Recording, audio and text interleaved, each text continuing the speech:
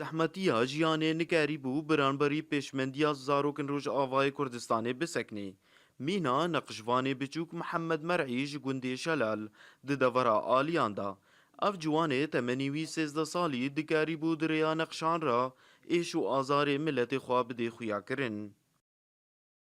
بتوجكايا خفض رسمينم وأهليم أشجعا محتاجها ما في مرحلة و وأف رسمي بصير واقعي ملاتي كرد السوري نفيسكار والصحفي أو ناكيف نفيسكار قدما خو تشتا نشرين والصحفي بكاميرا خو سر لابتوبا بس أف رسمي خو تشتا درخ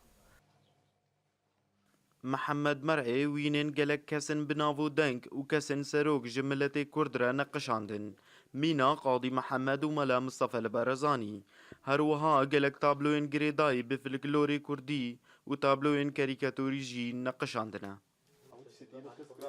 براستي بشتي اف جهافي عمري واف سورة بفا سورتي هاني معاناتي ملاتي كرد تخوازي در خيش در بطريقة خويا رسم و سورتي ويقش براستي سر معاناتي ملاتي كردن كردستانا سوري دا از بهيفي ما دروجي بيش دا انو اف محافلنا دا و دريج در دا دعوة ما في ملاتي كرد بكي ومجي بهيفينا ان شاء الله سورتي كي باش بكيني جدرفا تابلوên Mihemed di pêşengehan da hatine daçavkirin, yek li bajarê Qamişlo û yek li bajarê Dêrik.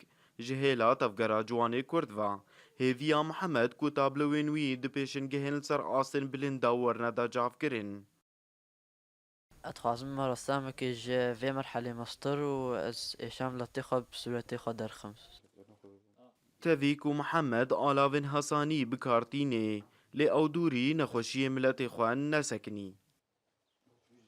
Divê dema zehmet da ku milletê Kurd Rojavayê Kurdistanê têde derbas dibe, bi hewceyê her kesekî ye ku êş û azarê wî derxêj derve. Wek Mihemed dikarîbû di rêya nexşan re êş û azarê milletê xwe binexşînê. Gul Helyanî, Orient News, Herêma Girgêlekê.